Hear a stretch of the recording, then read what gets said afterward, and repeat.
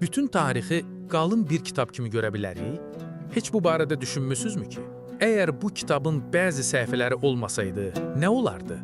Məsələn, heç fikirləşmisinizmi ki, əgər İmam Hüseyn əleyhissalam Hicri 61-ci ildə qiyam etməsəydi, sonra nə baş verərdi? Bu suala cavab vermək üçün sadəcə Yezidin hakimiyyətinin ilk günlərinə nəzər salmaq kifayətdir. O günlərdə bu fasik hökmdar Mədinə valisinə təzyiq göstərirdi ki, İmam Hüseyndən zorla beyət alsın. Amma gözlənildiyi kimi İmam bu beyətə razı olmadı və yaxın adamlarından birinin Yezidə beyət etməyi tövsiyə etdiyini eşidəndə cavab verdi. Əgər Yezid kimi birisi hakimiyyətə gələcəksə, onda İslamla vidalaşmaq lazımdır.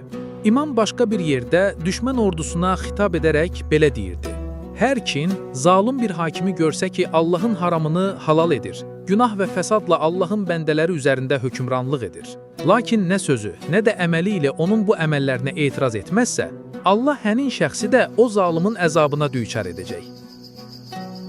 Bu cümlələrdən anlayırıq ki, əgər İmam Hüseyn qiyam etməsəydi, bugün artıq İslam adlı bir dindən xəbərimiz olmazdı və İslam cəmiyyəti hələ ilk illərdə məhv olardı. Lakin Hüseyn İbn Əli ən dəyərli varlıqlarını fəda etməklə buna imkan vermədi və tarix gözləndiyimiz o taleyi yüklü günlərdən keçib bir daha işığa doğru addımladı.